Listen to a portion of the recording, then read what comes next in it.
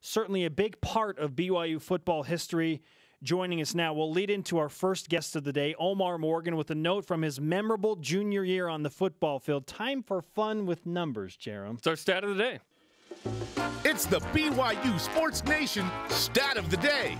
Omarr Morgan led BYU with 4 interceptions in 1996, none bigger than the one that came in the Cotton Bowl to seal that win. 10 pass breakups that season, 51 tackles as well. Omarr Morgan, former BYU All-WAC cornerback, 10-year CFL veteran, CFL All-Star, and the hero from the 97 Cotton Bowl win, joining BYU Sports Nation. Omarr, welcome to the show.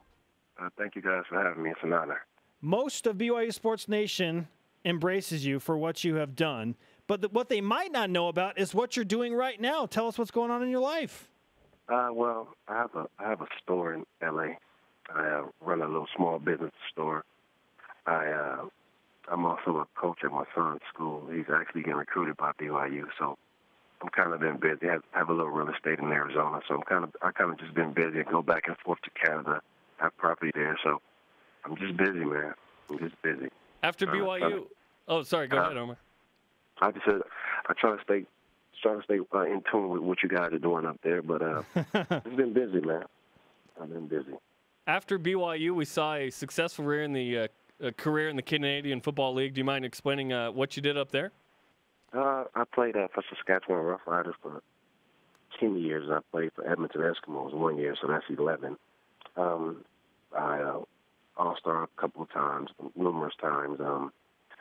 Went to the championship twice and lost to Ben Cahoon twice. It was a great experience, man. I had a lot of battles with former Cougar Ben Cahoon. I know you guys were very familiar with him. Oh, yeah.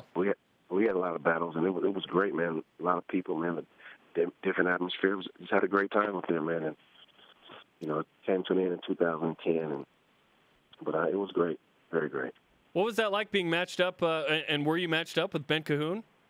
Sometimes. He played a lot of little slot. I was an outside corner. He played a lot of slot, but I hit him a lot of times. And he caught a couple touchdown passes on us. Ben Cahoon was probably easily 2 or 3 best receivers up there, and he's probably one of the best people that you ever meet. And he's just a competitor, man. Never hurt, never complained, man. Just played football, man. He's just an awesome all-around guy. Former BYU All-WAC cornerback and 11-year CFL veteran Omarr Morgan on BYU Sports Nation. You were dubbed the Electric Blanket. Where in the world did you get that nickname? Chad Lewis. Chad Lewis. Chad Lewis. That's crazy because I don't know where he got it from. He just came to practice one day and said blanket, and I looked over, and he was like, "You, the Electric Blanket." And I mean, I didn't run with it. I don't know who he told, but he told somebody, man. It just kind of stuck, man. When I got to Canada, I guess people were looking at my bio, and they were calling me Electric Blanket. I'm like, anybody know Chad? And it was a great nickname, and it stuck with me. A lot of the guys at my son's high school, they call me Electric Blanket for some reason, but Chad Lewis came up with that. Nice. When you think back to the 1996 season, so memorable, 14-1. In fact, BYU was the first team to win 14 games until Ohio State last year. What did it mean to you to go 14-1, and what sticks out from that season? You didn't really understand it, when you were doing it. You didn't really understand it when you were doing it, but the guys were so great. Lavelle Everett was great, and Steve Sarkisian and all those guys, man. You didn't really start to appreciate it until after college, man. And you start, looking back and looking at teams play, and it's hard for teams to win, let alone just lose one game, man. It was just, like I said, I hear about it when I was in Canada. People were talking about 14-1. Like when we were doing it, we just felt we were going to win every game. So it was kind of normal for us. We kind of felt we were snubbed a little bit as far as the bowl game, but we went to the first New Year's Day bowl that BYU ever had. I'm not sure, but it was a great time when we were doing it. But after college and years down, you get to appreciate it a little bit more, man. Because when you're doing it, you just expect to win the next game. Then you look up, you didn't play 15 games. It's like, whoa. But the experience with that year was amazing, man. It's kind of hard to explain, man. I don't know what other guys have said, but to look back at what we accomplished is like unreal as far as college football. Talking with former BYU football star Omarr Morgan on BYU Sports Nation. What do you remember about the play in 1997 in the Cotton Bowl when you intercepted the ball on the goal line? Walk us through the lead up, what happened during the play, and then the aftermath. I just remember, I don't know if I've told the story before, but I don't know his first name, but he was a defensive end. His name was Keel. Ed Keel. Ed Keel. He told me to back up. I guess they had ran the play before. I think that one of the receivers called a touchdown pass. I think like the longest touchdown of the game. He called a little slant pass. I guess he remembered that audible, and he told me to back up. It's going to be a slant. So I just said, well, then screw it. Let me back up. And I guess he's never done that.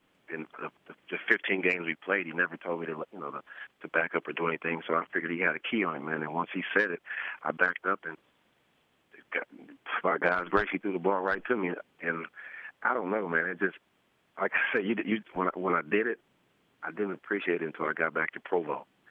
When I got back to Provo, we had a little ceremony in the basketball gym. It was great, man. But Keel deserves a lot of credit for. He told me exactly. He said they go back up. They're about to run a slant, and they did, and I caught the ball, and the rest is history. But he deserves a lot of credit for that play because he called it out.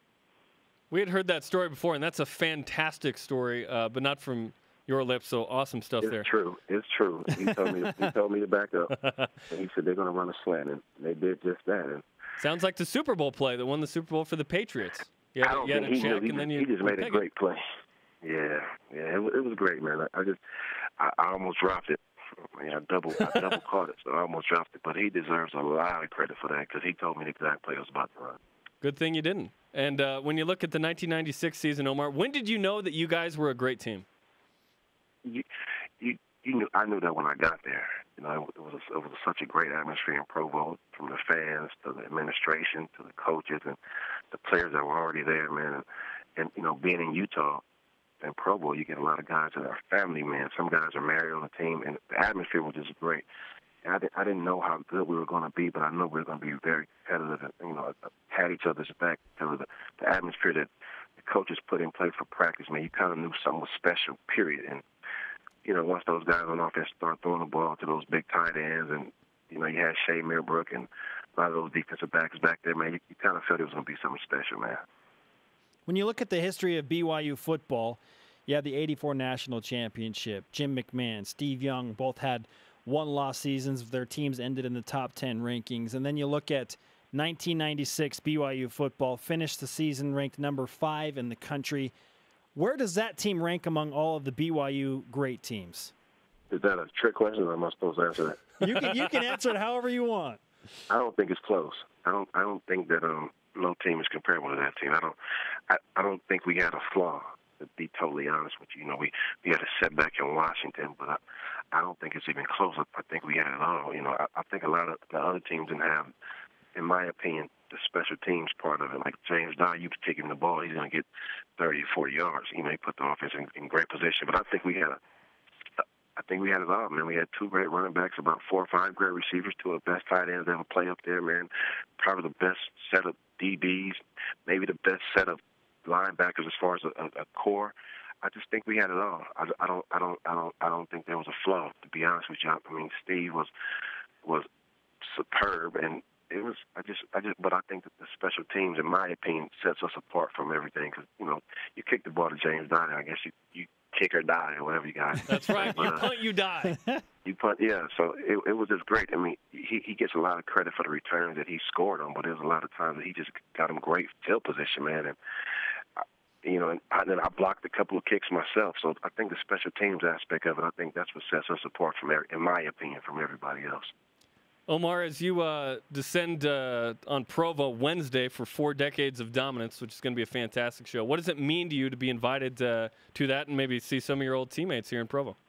It's an honor, man. It's truly humbling. It's an honor. But they told me I might be on stage with some people that are great. So I'm going to be kind of scared, because just being around LaVelle Edwards, man, it's unreal. I don't know. I haven't seen him in years. I watched the show last year, the year before, man, and he's just a legend, man. He's the best coach I've ever been a part of.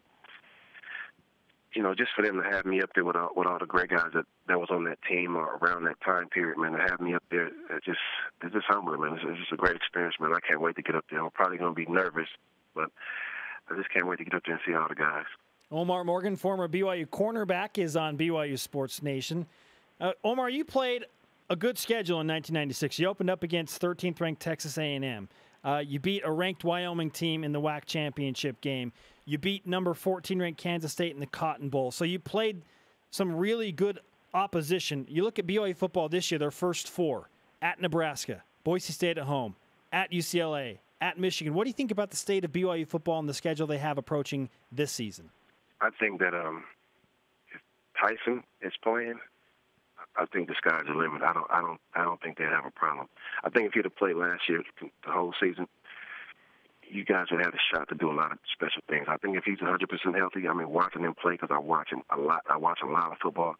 I think he's one of the best talents in college football. And with him coming back, and if he's strong and healthy, you guys can have a shot to do something very special in Pro. That's my honest opinion. I think he's one of the best players in college football, hands down. So with him playing, the schedule that you guys have the first couple of games, he will be the best player on the field every game. I don't know, every game you guys play the first 4 or 5 games, maybe the whole season, he's going to be the best player on the field. So if he's playing and he's healthy and he's the best player on the field, there's a chance you guys can win every game, in my opinion. Omarr Morgan, one of the heroes of the 1996 BYU football season, a team that has an NCAA record tying 14 wins in one season on BYU Sports Nation. Omarr, thanks for the time. Great to talk to you, and we'll see you in a couple of days. Thank you so much for having me.